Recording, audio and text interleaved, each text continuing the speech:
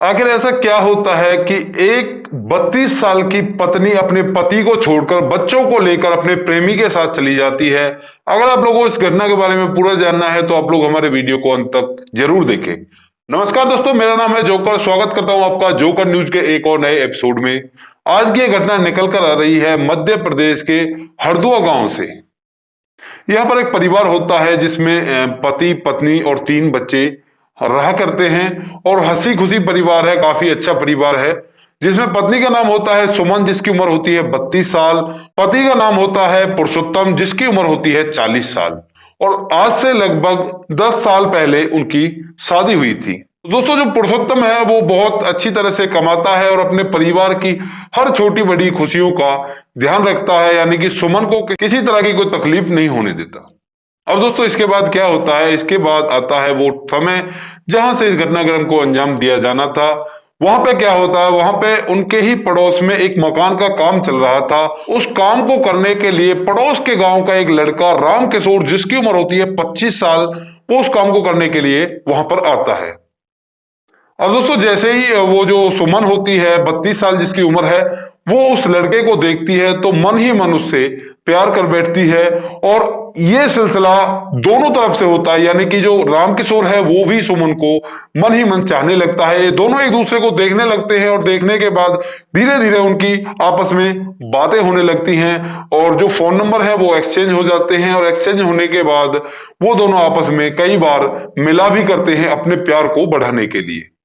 दोस्तों, इसके बाद ये सिलसिला लगभग 1 महीने तक इसी तरह से चलता रहता है। फिर एक दिन दोनों जब आपस में मिल रहे थे, जो सुमन होती है वो रामकिशोर से कहती है कि मुझे असली प्यार अब मिला है, असली प्यार की जो खुशी है वो तुमसे मिली है, ना कि मेरे पति पुरुषोत्तम से।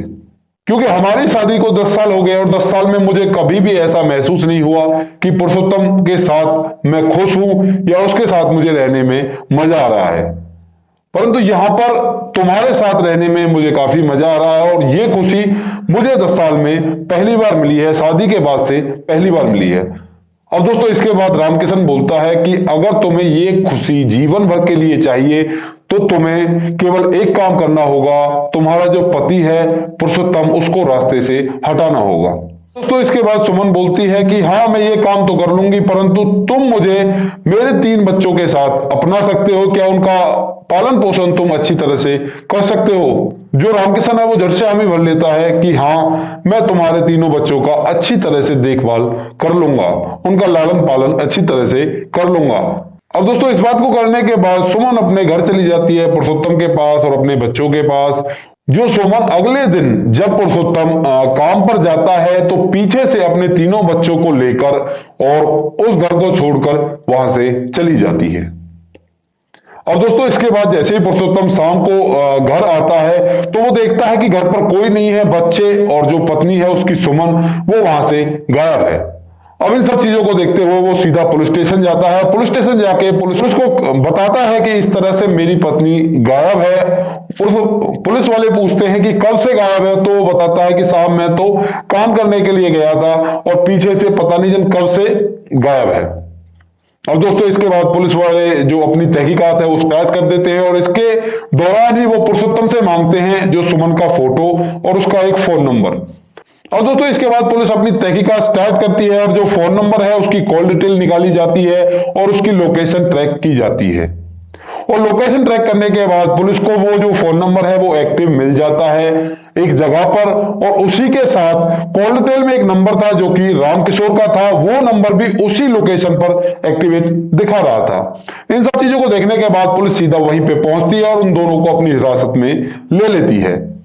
और उसके बाद पुलिस उनको पुलिस स्टेशन में लाती है और जैसे ही पुलिस स्टेशन में लाती है तो जो पुरुषोत्तम था वो वहीं पे बैठा हुआ था और अपनी पत्नी को देखते ही थोड़ा सा परेशान हो जाता है, क्योंकि उसके साथ एक और लड़का भी था। क्योंकि पुरुषोत्तम को अभी तक इसके बारे में कुछ भी नहीं पता था, कैसी भी कोई उसको भनक नहीं थी कि तुम्हारी पत्नी इस तरह का कुछ कृत्य कर रही है।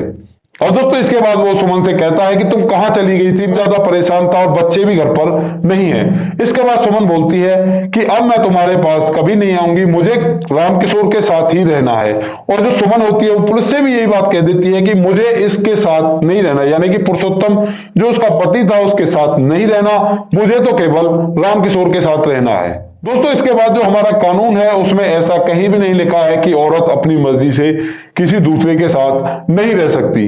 तो इसके बाद पुलिस वाले भी एग्री कर देते हैं कि आपको जहां रहना है आप वहां पर रह सकते हो। दोस्तों जो सुमन है खुशी खुशी रामकिशोर के साथ अपना घर बसाती है और पुरुषोत्तम अपने घर में अकेला रह जाता है। उसके तीनों बच्चे भी सुमन के साथ ही रामकिशोर के पास चले गए थे। अब आप लोगों से पूछना चाहूंगा, आप लोग इस घटना के बारे में क्या कहना चाहते हो, अपनी कमेंट बॉक्स में लिख सकते हो।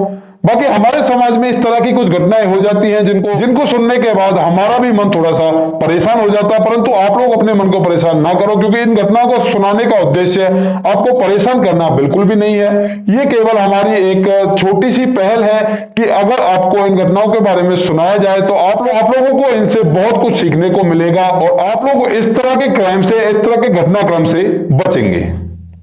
दोस्तों अगर आपको वीडियो अच्छा लगे तो वीडियो को शेयर जरूर कर दिया करें। बाकी मिलते हैं क्राइम की किसी नेक्स्ट अच्छी घटना के साथ, तब तक अपना ख्याल रखें, सावधान रहें, रिश्तों की अहमियत को समझें। जय हिंद, जय भारत।